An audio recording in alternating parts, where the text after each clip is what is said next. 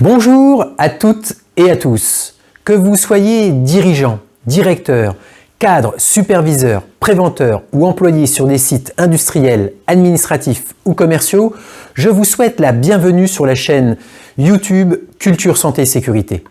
Aujourd'hui, je voudrais vous parler de l'encombrement de l'espace de travail cognitif d'une personne.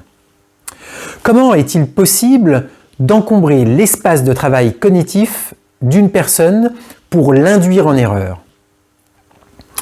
Pour imager mon propos, je vais prendre un exemple tiré d'une expérience de Derren Brown.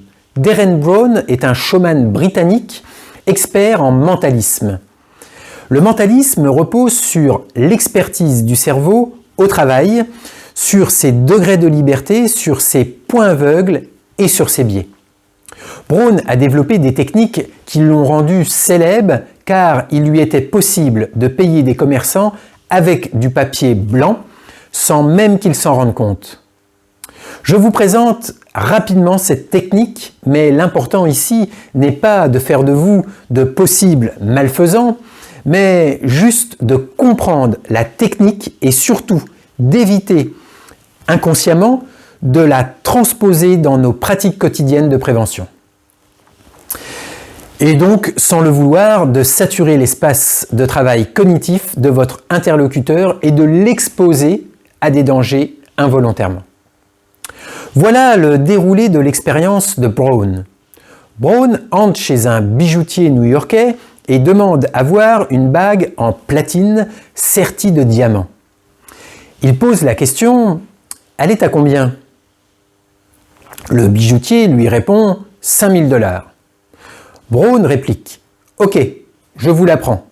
Je vais vous payer en cash. » Pour le bijoutier, la situation est sous contrôle.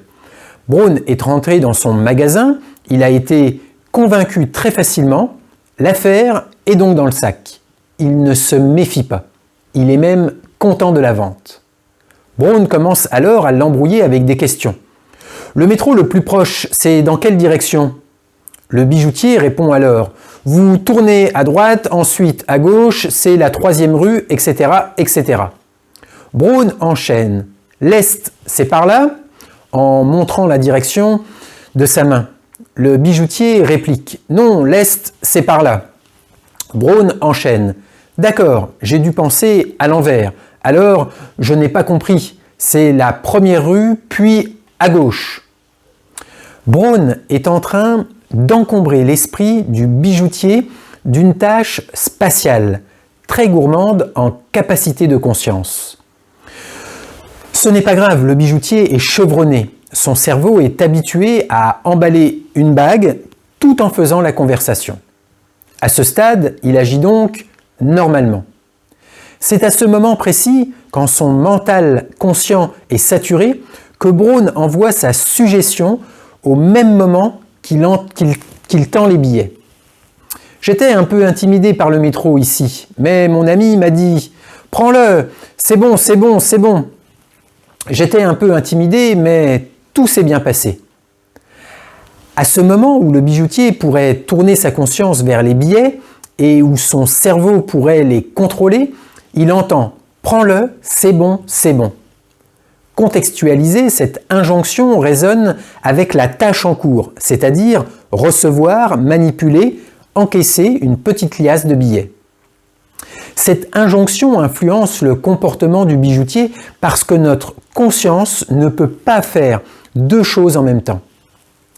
C'est la même chose dans la vie de tous les jours. Sans le vouloir, nous pouvons saturer la conscience ou ce que l'on nomme la mémoire de travail de notre interlocuteur au moment où il réalise une tâche. Comme le cerveau ne sait pas faire deux choses à la fois, cette saturation perturbe l'activité en cours et entraîne la possibilité d'un risque d'erreur beaucoup plus grand.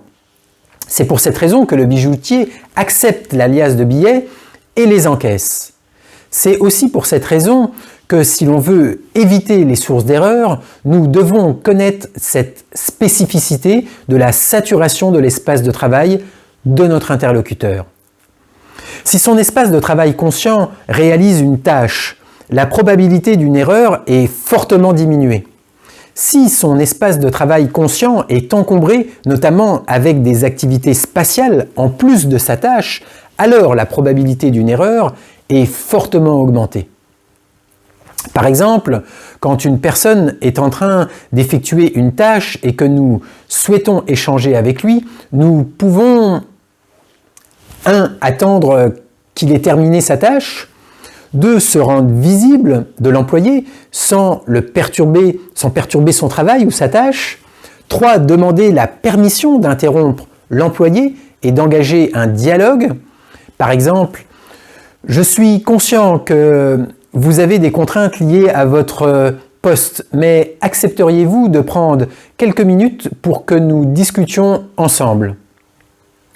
Et enfin, et surtout, en fin de conversation, avant de le quitter, il est profitable d'amener l'employé à se reconnecter à son activité et notamment à la tâche qu'il effectuait et sur les dangers de cette tâche. Cette précaution évite de laisser la personne avec son esprit saturé par plusieurs tâches en cours. Comprendre et faire comprendre que notre cerveau, et notamment son espace de travail conscient, peut être encombré par des pensées parasites, des conditionnements, des activités diverses, et connaître des techniques de désencombrement permet de libérer le potentiel de la personne sur la tâche et sur les dangers. Donc de réduire la possibilité d'un accident. Et dans certains cas, la tâche que la personne est en train de réaliser peut déjà suffire à encombrer son espace de travail cognitif. Donc, si nous limitons l'encombrement de l'espace cognitif de la personne, nous lui permettons de se concentrer sur sa tâche pleinement. Encore faut-il que la personne soit concentrée, ce qui fera l'objet d'une autre vidéo. Voilà. J'espère que cette vidéo pourra vous aider à devenir de meilleurs préventeurs. À vous d'affiner vos pratiques maintenant. Comment pouvez-vous éviter la saturation de l'espace de travail cognitif de vos interlocuteurs? Comment pouvez-vous les aider à leur faire prendre conscience de cette possibilité de saturation? Comment est-ce que vous leur permettez de focaliser leur attention sur une tâche à la fois? Je serai bien évidemment heureux d'avoir vos retours et vos partages. Si vous avez aimé cette vidéo, je vous invite à la partager avec vos proches, avec vos collègues, à la liker. N'hésitez pas aussi à faire vos commentaires.